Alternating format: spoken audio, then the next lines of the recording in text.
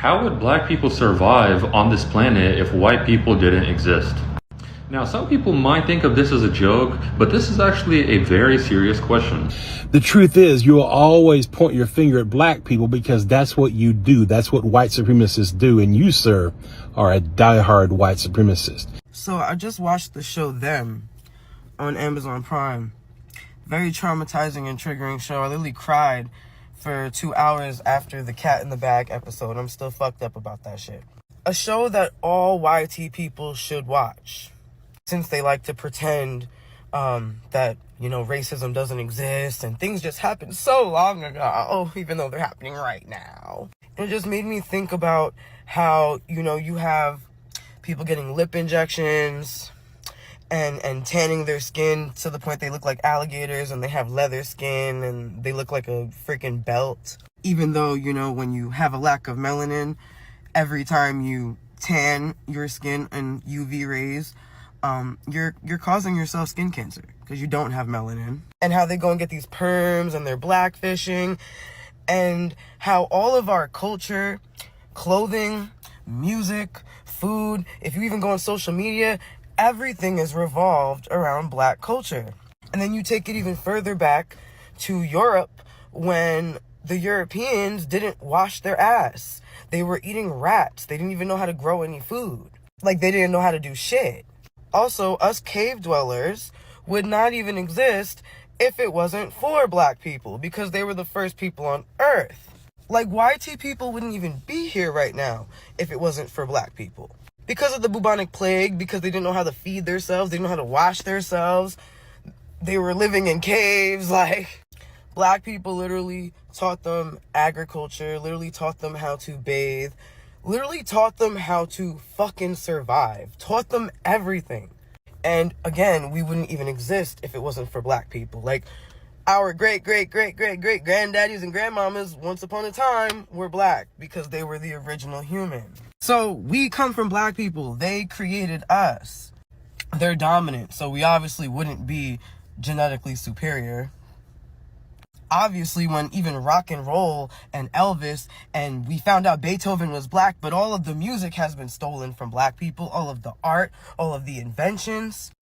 They're strong, they're athletic. That's why, these YT team owners love to exploit black athletes and make their money. And young talent, the dancing, obviously, the music, the talent, the dancing, the strength. Back in the day, they didn't know where to find water or how to grow food, so they exploited black people's greatness. There's one comment of somebody saying that I'm mad because white people own black people. First of all, I'm gonna keep it a beam with you, bro. Black people didn't need white people. White people needed black people. Let's be honest. You guys traveled 6,000 miles to go get black people out of Africa. It didn't happen the other way around. You know what I mean? Matter of fact, white people tried to enslave white people. It didn't work because they kept lying. Hi guys, welcome back to my channel. I hope you are doing great wherever you are watching us from. Imagine waking up tomorrow and everything influenced by black Americans suddenly disappeared. The music, the culture, the innovation, the labor that helped build industries, the movement that expanded democracy, the food, fashion, language, entertainment, even entire sector of economy. Would America still look like the country the world knows today? For generations, we have been told a version of history that celebrates the powerful while minimizing the people who forced labor and creativity made that power possible. But when you examine the historical record, a different picture emerges, one where black Americans weren't on the sideline of history. They were central to it. This isn't about claiming that one group built America alone. It's about recognizing that without the labor of enslaved Africans, the wealth generated by cotton, tobacco, and other cash crops, and countless contributions black Americans have made in every generation since, the United States would have not developed into the economic and cultural force it became. Today, we are unpacking the overlooked history, why it still matters, and why conversation about race, equality, and power continue to shape America today. Anyway, guys, let's dive straight into the video. Don't forget to subscribe to my channel, like and share the video to help the channel out. I'll be back with my commentaries. The only reason that white people in the United States or anywhere we are, in Europe, in Africa, in Australia, in Israel, wherever we are the colonizers. We are the colonizers, and we live off the expense of the assault, Europe's assault on Africa, the kidnapping of African human beings, the trafficking, all of these things that we hear today. This is where it came from. That white people need us to survive? Hell yeah, without melanin, they can't survive. Matter of fact, if you look at the statistics, white people are dying right now. They are dying more than they're repopulating. And that's why so many black people are coming up missing. Notice they're getting all of these different type of melanin shots inside of them. They're trying to deal with the sun more. Right now, with all of these heat rays and how the sun is heating up and all of the ultraviolet infrared rays is coming from the sun, man, white people are dying globally from skin cancer. The sun is beating they ass. I mean, literally beat, especially in Israel. Look up the sun cancer epidemic in Israel. Man, the sun is whooping they ass. Didn't know that. But they need melanin. For the sun can charge them and make them supernatural like it does us. We are supernatural people. We are an eternal people. We really is. We the reason America. Not just with the Civil War, brother. Let's go before the Civil War. Let's go to the Louisiana Purchase. Do you know that this country is 3 times the size it was?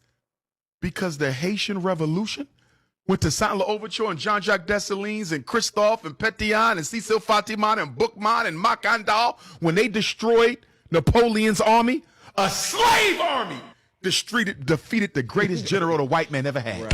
An army of slaves defeated the greatest general the white man ever had. And because the Haitian Revolution bankrupted Napoleon, he sold his American territories to America for pennies on the dollar. I remember that. The Louisiana Purchase loan quadrupled the size of the United States of America.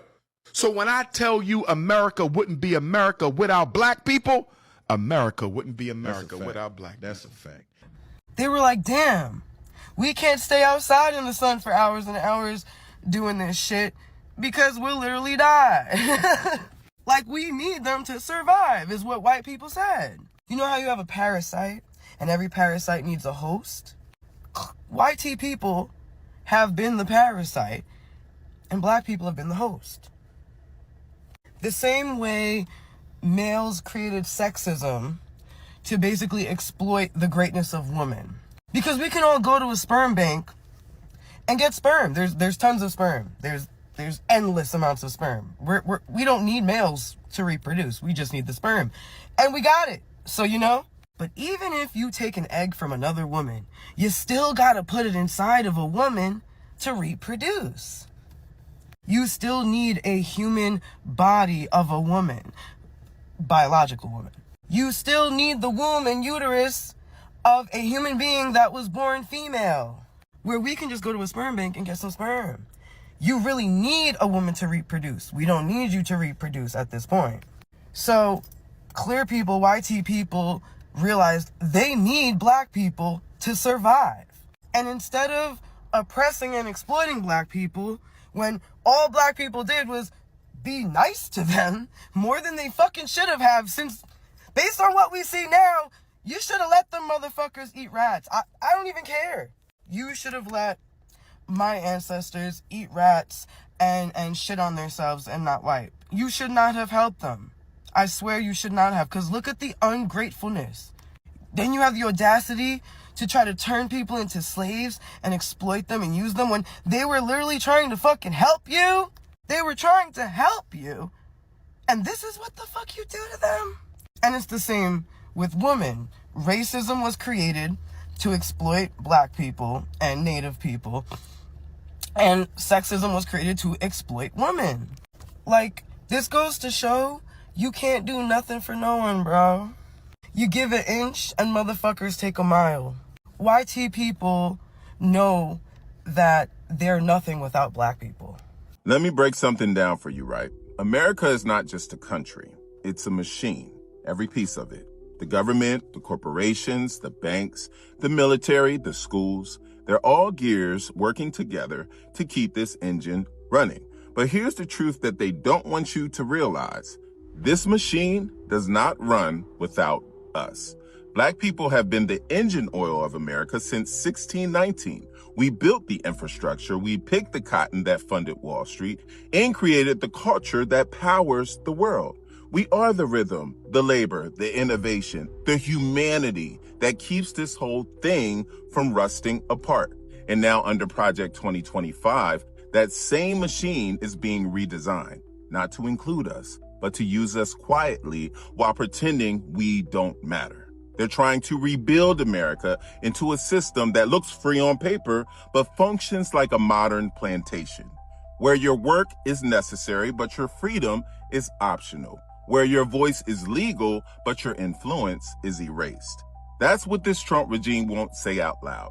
They don't want America to look racist. They just want it to function that way again. They don't want segregation signs. They want segregation through policy like housing and wages and education and even access to the truth. See, every machine needs two things, right? Power and control. And Black America has always been the power. That's why they fight so hard for the control. They can't risk us realizing how valuable we are, because if we ever moved in unity, this whole engine would have to be rebuilt from the ground up. But here's the part that they have not calculated for. We're not just workers in this machine anymore. We're becoming engineers. We're creating our own businesses. We're building our own schools. We're mastering technology and globally connecting to Africa and the diaspora. We're learning how the system works so we can build one that works for us. And let me tell you something else. If America ever tries to run without us, without our creativity, our moral compass, our spirit, it'll run loud, but it won't go anywhere. Because without the people who built it, the machine breaks down. So my message is simple. Don't fear Project 2025. Understand it. Because once you understand how this machine operates, you can stop being a cog and start being a creator. You can stop asking to be accepted and start designing your own future. Because the truth is, America needs us far more than we need it. And when that realization becomes collective, when we all start moving like we know our value, no president, no project, no policy can stop what's coming next. To all the white people who say, if it wasn't for colonization, we wouldn't have technology, you wouldn't have this phone right now, you wouldn't be on the internet right now, etc., etc. One, not true. There was plenty of technology and mathematical and health and so many advancements prior to colonization, and all the Europeans saying, oh my God, this is so cool, I'm gonna burn it all down because I didn't make it. Just besides all of that, I would rather not have this phone, not have internet, not have access to any modern day technology if it would mean that my ancestors were not enslaved. I had the community that I was supposed to be born into. I was on the homeland that my ancestors came from. I had access to the cultural, spiritual traditions and customs that my ancestors took part of. I had access to the language that my ancestors took part of. I had access to the community that my ancestors were a part of. I do not want this shit. I do not care for this shit. I am not grateful, and I will never be grateful that my ancestors were enslaved. So you can take all of that and shove it up your ass. Thanks. Goodbye. There's no boycott, economic blackout, or strike that's ever gonna work without the Black community showing up. We are the #1 consumers in this country. We are the majority holders of the jobs that run this place. Part of our oppression is keeping us in these diabolical low-waged positions. A part of our oppression is keeping us in these jobs that are going to be taxed the highest rates. And unless Black Americans join in, there's no way we will ever get any movement to work. Black America, I am calling out to you because I know without you, we won't win this battle. A revolution will never happen without Black Americans joining in. And everything that is going on right now is detrimental to our community. I know you've heard about the People's Sick Day. I know you've seen it come across your FYP. So why haven't you joined us yet? You know this won't work without you. And if we don't do this, our children will suffer the worst fate of this in the end. These jobs we hate, they'll hate them more. These loans we can't get, they'll get less of. These schools they underfund will be more underfunded. Without our efforts, there's no way we will fix this, and our children will suffer the consequences of it the most. America has no culture. That's why it's greedy. That's why it's by itself. That's why it's hated. It has no culture. Everyone that comes here comes for one reason: greed. It's the only reason they come here, and they leave everything behind. Everything. Their land, their culture, their family, their relations. It's pathetic. We're prisoners of war. Legally, that's what they won't tell you that. But in order for them to continually violate their constitution and their treaties with us, we have to be prisoners of war. Okay? So the whole idea of what Guantanamo and Bagram comes from Indian reservations, just like the Nazi, what Hitler called the labor camps. He wrote, the United States of America has a great idea. Apartheid in South Africa, that came here. The West Bank, the whole strategy of the Israelis comes from America, because it's an outlaw country. It always has been an outlaw country. It's evil to its own people, and they don't see it. If you really think about it, bruh, it's our world and everybody's just living in it. Everybody always talk about, oh, black Americans have main character complex or main character syndrome. Maybe it's because y'all think we're the main characters. So y'all treat us like the main characters. So we feel like the main characters because we are the main characters now. You know what I mean? Somebody's always hating on us, hating on our shit, talking about us. Somebody's always showing love to us, as they should, bro. Like our culture, music, fashion, language. Our culture is the most what's it called? It's the most assimilated into. The most assimilated into. It's the most copied, the most copied, the most emulated. It's really our world, bro. I'm trying to tell you. The whole world is watching. From the outside of the club, though. Immigrants did not build America. Slaves and their descendants, black Americans, built America. Like quite literally with their hands, okay? Let me explain to you the issue with Shabuzi's Grammy speech.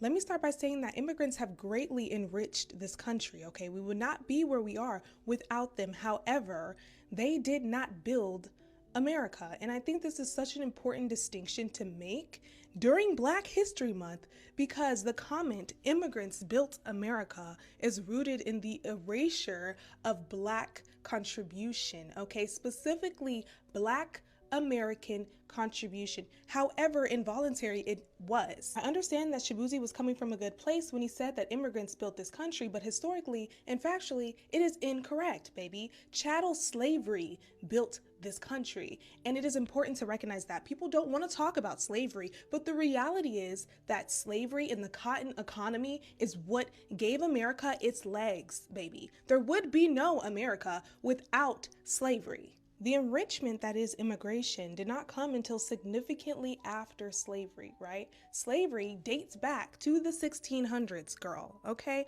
All the way until 1865, where we get the Emancipation Proclamation. And even after this point, there were some Black people who were still being held captive as slaves because they just didn't get the news yet, girl, okay?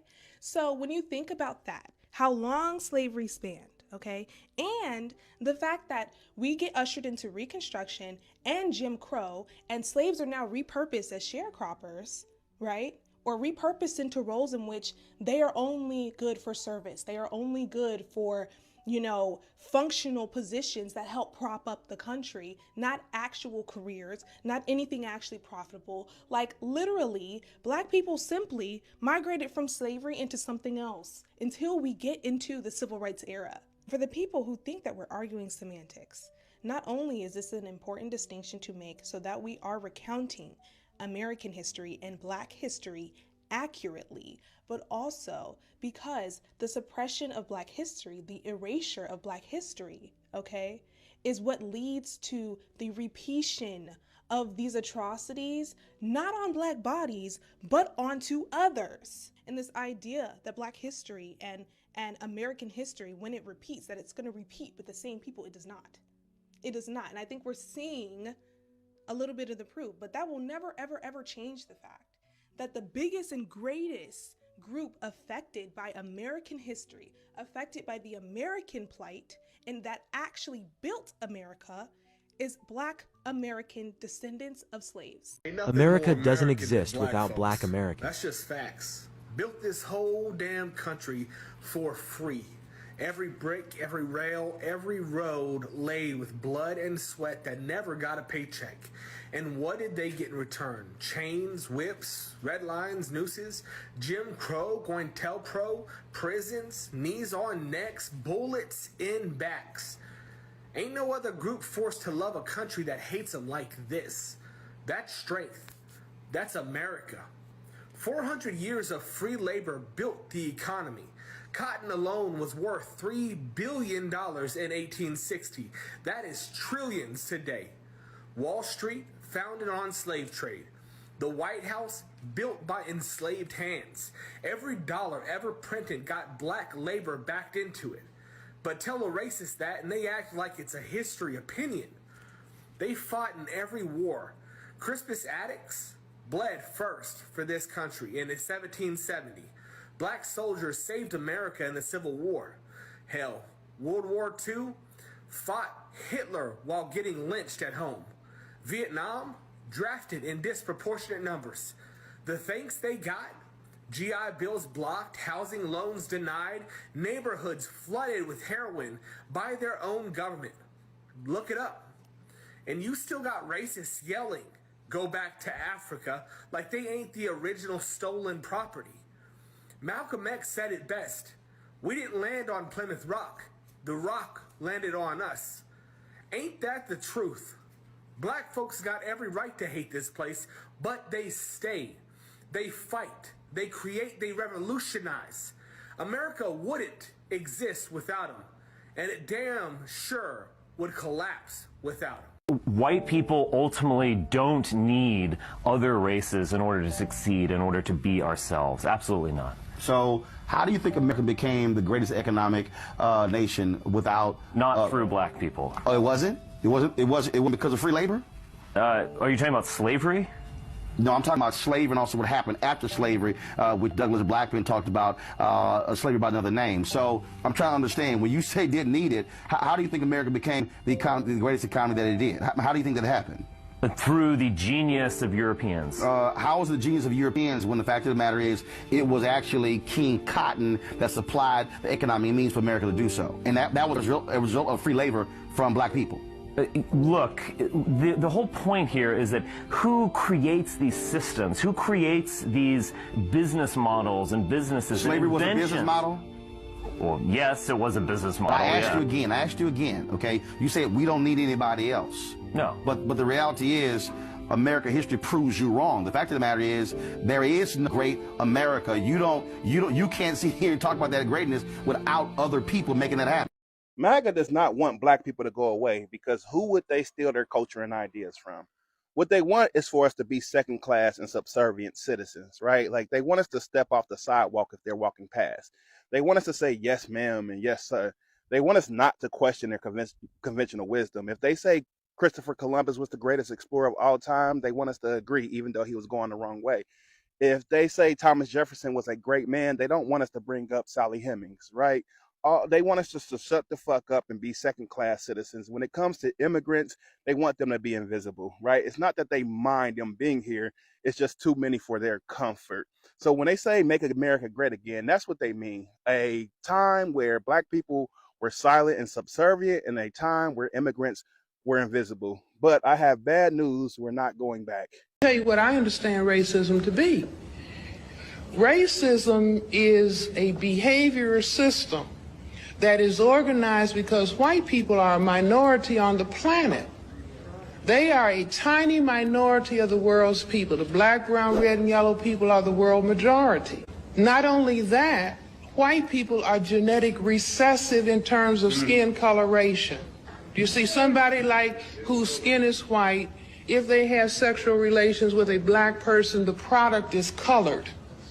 And there is the fear of white genetic annihilation. It existed in Europe, it existed in Germany, it exists here today. If we understand the white fear of genetic annihilation, which was why Willie Horton could be used as a very profound symbol by the Republican Party to win its election, then we will understand what is happening to the black male in this society. The black male is the threat to white genetic annihilation. And so he is profoundly attacked in this society.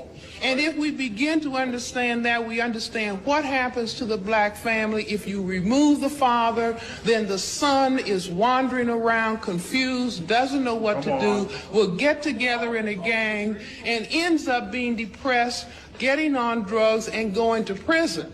And in the United States, in Washington, D.C., I believe we have the second highest incarceration rate, second only to South Africa.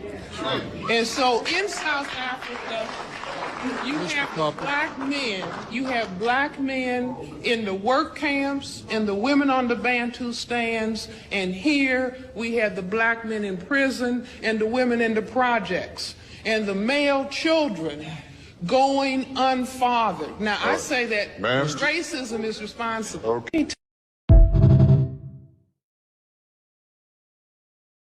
Unpopular opinion, but I think that integration was one of the worst things that could have ever happened to the black community.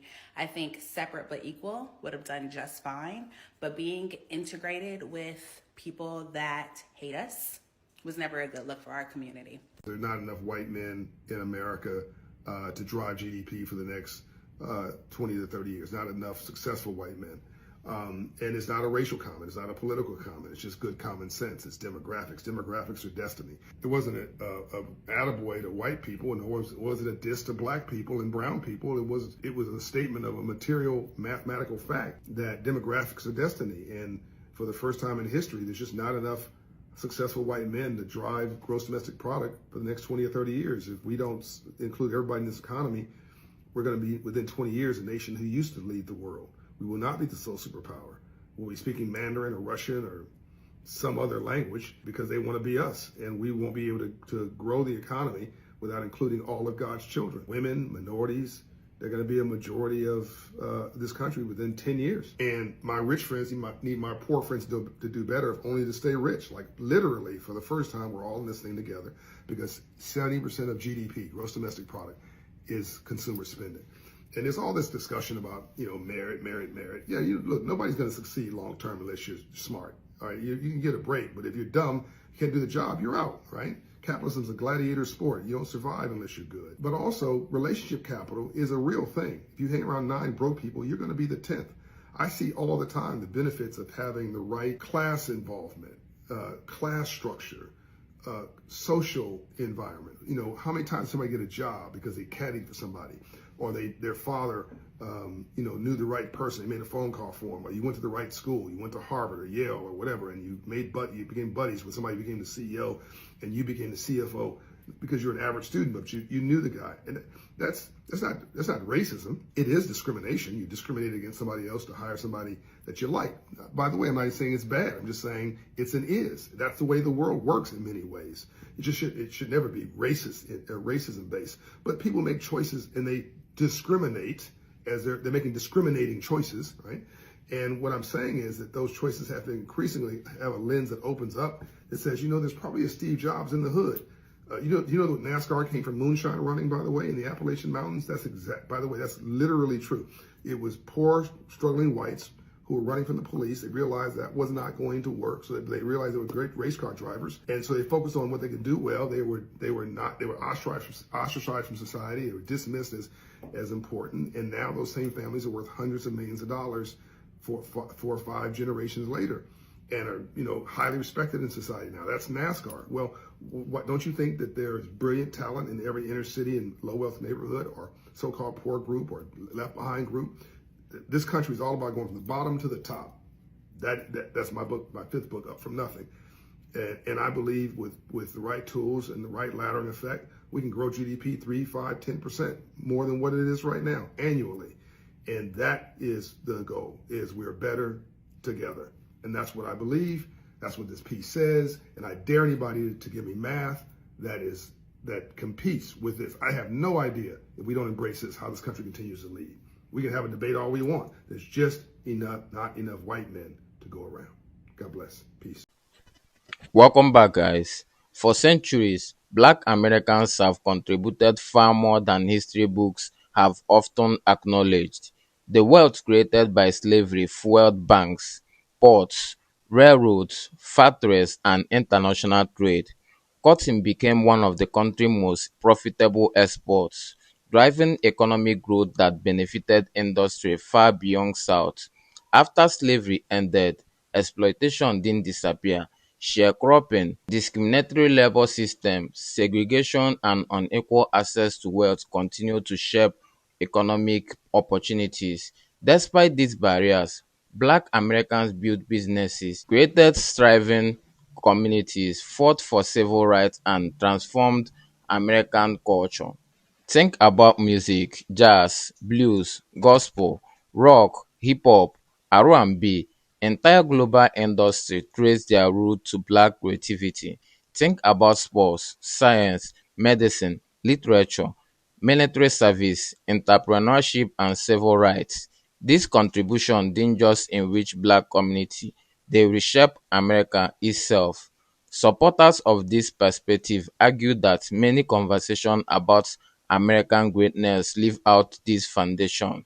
They believe recognizing this contribution it's about diminishing everyone else's achievement. It's about telling a fuller, more honest story. History also extends beyond American border. The Haitian Revolution, for example, challenged European colonial power and reshaped geopolitics. Historians note that Napoleon's setback in Haiti influenced his decision to sell the Louisiana Territory, dramatically expanded the United States. Moments like this remind us that Black history isn't separating from world history, it helped shape it. Today, debates continue over how schools teach history, how politics affects racial equality, and how America confront its past. Some argue that acknowledging this reality divides the country. Others believe that ignoring them prevents meaningful progress. Whatever your perspective, one fact remains difficult to dispute: Black Americans have played a profound role in building the nation's economy, culture, and democratic ideas. Recognizing that history isn't about assigning collective guilt or elevating one group above another, it's about understanding how America became what it is and why that history continues to influence the present. If we want honest conversation about the future, we first have to be willing to tell the full story about it. Because history doesn't become less true when it's uncomfortable. It simply becomes harder to ignore. Anyway, guys, what do you think about this video? Drop your thoughts in the comment section and don't forget to subscribe to my channel, like and share the video to help the channel out. See you in my next video. For now, peace.